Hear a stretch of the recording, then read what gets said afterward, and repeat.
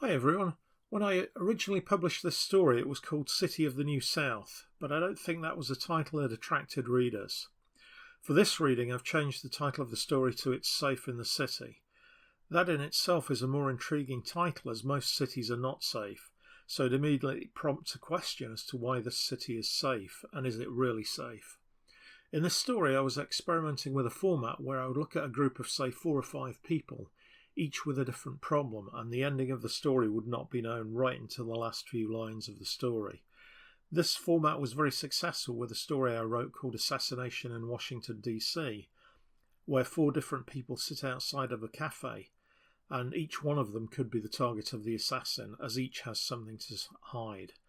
This story is similar to that in that 5 people are booked into separate rooms in a 5-star hotel in a city in the south. Each person, in their own way, has a problem. Some of the individuals know that they have a problem and want to do something about it. Others have a problem but don't know they have it, and at least one person will be carried away by their issues. The city of the New South has been here a long time and has seen many difficulties. Prayer threads hang above the city, and at least one prayer thread belongs to one member of the group. That woman is desperate, and unless God hears her prayer tonight, she will take her own life before morning. Okay, here's the main story. It's safe in the city. You are in a sleek, prosperous city of the New South. If you look around at all the buildings and the prosperity, you'd never know that this city was once burnt completely to the ground. The city was burnt not by Native Americans or by the Spanish, but by men from the north, men who spoke the same language and had the same culture. You're at a business conference in the city. You walk out to the hotel pool and sit down. It has been a long day, but it was a good conference, and you're glad to have the chance to relax. There are already some people sitting by the pool. These are fellow travellers now out of their skirts and suits. Do you ever wonder about them, these people who share the hotel with you? In front of you is a woman who looks to be in her late 30s. Her name is Caroline Butler. She is vice president of a company from Chicago, and she comes down here for 1 week a month. Her task is to help an ailing subsidiary get back on its feet.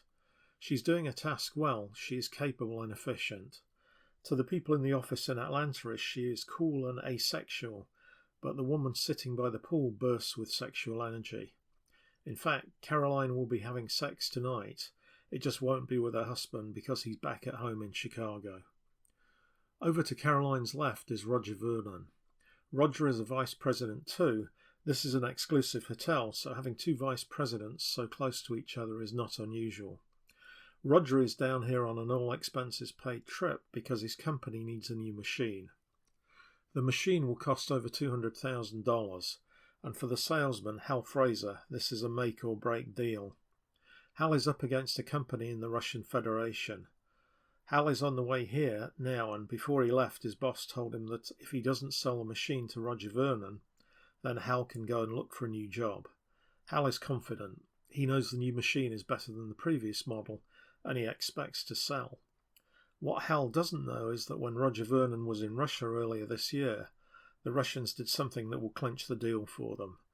Roger was going over specs in his hotel room when the Russians sent 2 Estonian women over to tuck him in. The Estonian women arrived at 10 in the evening and left at 6 in the morning. In between those hours, they took Roger all the way to Paradise and back. Roger is going back to Russia in 1 week, and he's expecting the same treatment as last time. If he gets it, then he'll buy the Russian machine, and Hal will lose out not to a slick Russian salesman, but to 2 young Estonian women. Over to Roger's left sits Megan Hunter.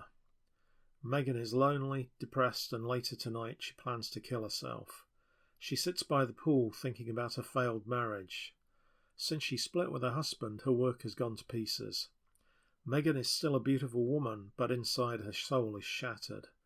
Before she came down to the pool, she offered a short prayer. She asked that if her life is worth saving, then tonight she will find a man who will make her happy. Megan sits by the pool, trying not to burst into tears, silently sending her prayer out, knowing that things are too far gone for there to be any hope. Little does she know that her desperate prayer has made a tiny thread, a thread that connects her to a young German man 2 miles away. Klaus Reinhardt sits in one of the cheaper hotels in Atlanta. Tonight he has prayed too. Klaus is here on a 6-month tourist visa with a mission to find a wife. His girlfriend in Germany is supporting him, and their plan is that Klaus will marry an American woman and then divorce her in 2 years. After that, he will be free to bring his German girlfriend Greta over. This crazy scheme was Greta's idea, and Klaus has been uncomfortable with it for some time. Little does he know that Greta has had sex with 3 other German men in the last month. Greta cares little for Klaus, but she sends him money every month because he could be a means to an end. Klaus is 6 feet 2 inches tall with blonde hair and blue eyes. He is a very handsome man. Unknown to him, there is a woman called Megan in the same city as him, who could be the love of his life. Will they connect with each other, or will Klaus go his way and Megan go hers? In the sky above the city, 2 tiny prayer threads connect, intertwine, fall apart again, and then dance around each other. Perhaps there is a chance then. In his hotel room, Klaus uncharacteristically decides to go out for a walk. This is something he never does in the evening. He leaves his hotel and heads in the direction of Megan's hotel. Will they meet, or will they just pass on the street? As Klaus walks, Megan continues to pray. Over to Megan's left sits a slim British man in his late 30s. Unlike the other business people, the British man is here on vacation. His name is John Stanton. John looks like a librarian with horn-rimmed glasses and a gentle, studious face. The gentle face belies the real man, though, for John Stanton is a murderer. John's wife, Helen Stanton, is buried in a disused quarry in the north of England. Helen has been dead for 2 years. She is officially reported as missing, but after 7 years, John will have her declared dead according to English law. Then he can collect the life insurance. It will be a long time coming, but John Stanton is a patient man. Does John feel guilty about killing his wife? No, he just feels a certain quiet satisfaction. Over to John's left is another woman, Jane Amersham. Jane is deep in thought. She has embezzled over $150,000 from the company she works for over the last 2 years. All the money is in a bank account abroad.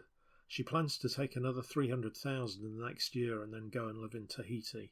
She can buy a bungalow on the beach for a relatively small amount and then live out her days in relative comfort. Jane is tired of the rat race and feels that she has paid her dues. Now it's payback time with Jane on the receiving end. Jane leans back in a chair and looks out over at Caroline Butler. She sees a beautiful, sophisticated businesswoman. Caroline Butler is very well put together with not a hair out of place. Jane looks at Caroline's swimsuit and finds herself wondering whether Caroline just waxes a bikini line or goes in for the full wax. At that moment, the one person in the city who knows the answer to that question pulls up in his rental car. Paul Cantor is 27 years old with the looks and build of a football player. He's been having sex with Caroline Butler for 3 months now and is enjoying every minute of it.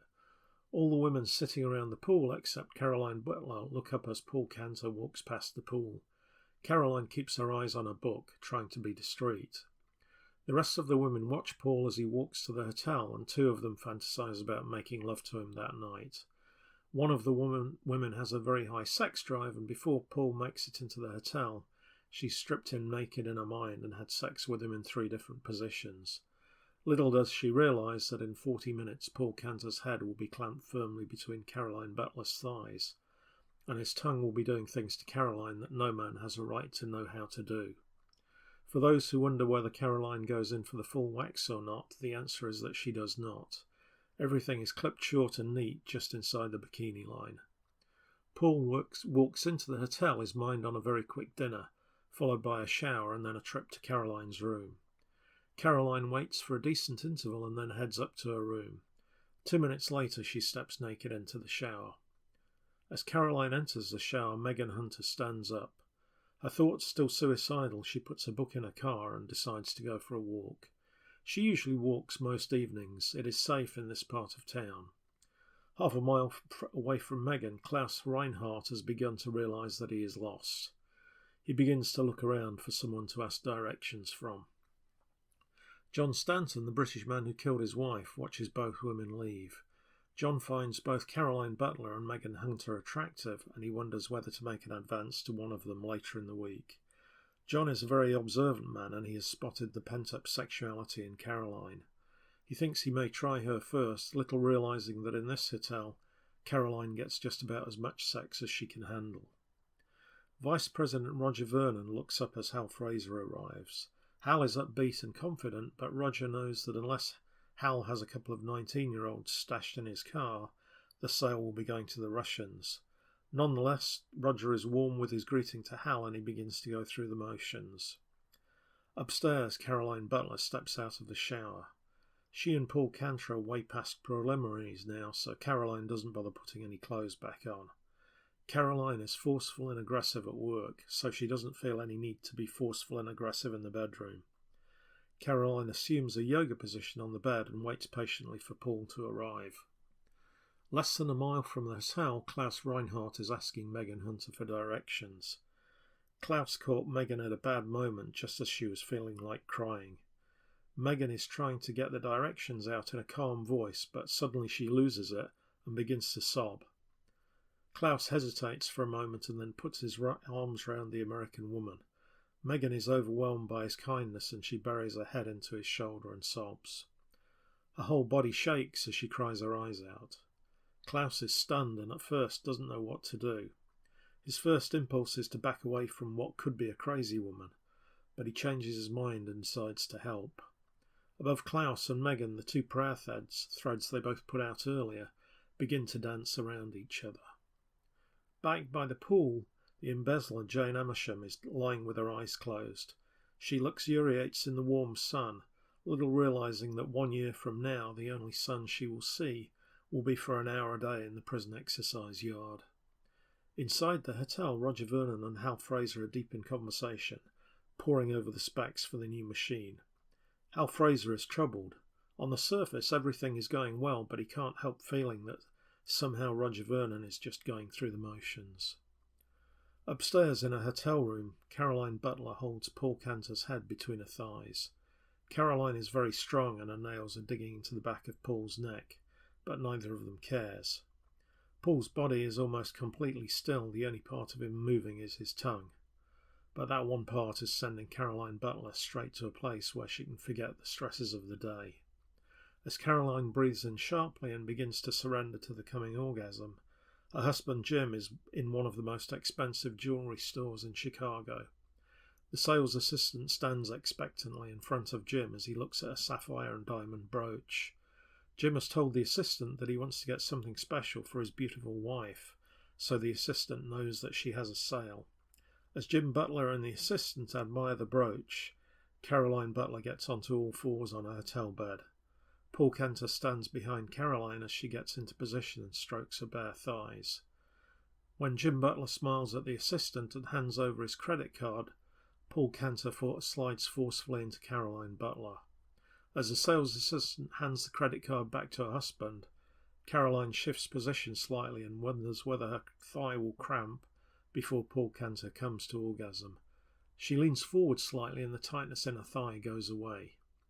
In the street outside the hotel, Klaus Reinhardt and Megan Hunter walk slowly towards the pool. Klaus is very worried about the young American. He senses a terrible blackness and despair inside her. Klaus offers to accompany Megan to her room, and when she looks at him suspiciously, Klaus tells Megan he only wants to talk. Something makes Megan allow Klaus to come up to her room, and it's the best decision she has ever made in her life. As Klaus and Megan walk through the lobby, they both look briefly at Hal Fraser and Roger Vernon. Klaus opens the door for Megan to go through and senses the frustration coming off Hal Fraser. Over in Chicago, the sale is complete and Jim Butler walks happily down the street. He is sure that his wife Caroline will enjoy the gift and he looks forward to the romantic evening he has planned. As Jim Butler crosses the street, Paul Cantor puts his hand on Caroline Butler's shoulder and pulls her closer to him. Caroline is on all fours and Paul is about to come. Caroline senses that he is about to come too and she tucks her head downwards so that Paul can get into even deeper penetration. Klaus stands behind Megan Hunter while she opens her hotel door and he hears a loud scream coming from the room next door as Caroline Butler and Paul Cantor climax together. Klaus raises one eyebrow but realises that the American woman hasn't heard. As Megan sits on the bed, Klaus pulls up a chair opposite her and prepares to talk. Instead of talking, Megan just bursts into tears and everything begins to flood out of her. Klaus listens in horror as the young woman in front of him tells him how she wants to take her own life. Things begin to wind down in the hotel in the New South. Hal Fraser leaves the hotel frustrated, horribly afraid that the sale is lost, but unable to understand why. Roger Vernon goes up to his hotel room and falls asleep fantasizing about Estonian women. On the floor below Roger, John Stanton lies on his bed, wondering if anyone will ever find the body of his wife. He thinks again about whether to ask Caroline Butler out for the evening, unaware that Caroline has just had far better sex than he can ever dream of giving her. In her turn, Caroline Butler lies in bed and Paul Cantor lies beside her. Paul is sated, at least for now, but Caroline knows he will want to make love at least once more before he leaves. They both sleep separately. They need sleep for their jobs. The sex, whilst good, can't be allowed to interfere with work. In Chicago, a female customer makes a pass at Jim Butler as he has coffee in Barnes & Noble bookstore. Jim is surprised and flattered, but he tells the woman he is married and is faithful to his wife. The woman smiles at Jim and tells him something that will cause huge problems for Caroline Butler in the year to come. She tells Jim Butler that although he is faithful to his wife, how does he know that his wife is faithful to him? In 1 year, when Jim Butler has found out some things about Caroline that he desperately doesn't want to know, he will remember this woman from Barnes & Noble and he will come and seek her out. 3 years later, they will be married. In the room opposite Caroline Butler, Megan Hunter has fallen asleep. Klaus lies fully clothed on the bed with his arm protectively around Megan. Where other men may look at Megan and see a weak person, Klaus looks at her and sees a strong woman who has fallen on difficult times. As Klaus lies back on the bed, Megan Hunter turns over in her sleep and puts her head on his chest. Klaus strokes Megan's hair, unaware that this woman will be the love of his life and that they will spend the next 52 years together. Klaus will stay in the hotel room with Megan and will comfort her every night as she cries herself to sleep. In 4 days they will make love and Megan will turn her situation around. She will go from being close to being fired from a job to one of the most successful women in the company. In the years to come she will bear Klaus 3 children, 2 sons and a daughter, and they will be strong and fine. In the air above Klaus and Megan, the 2 prayer threads wrap together. The hotel quietens down some more and now most people are asleep. The city is at peace. It is a far cry from that terrible day 148 years ago when men from the north burnt the whole city to the ground. The end.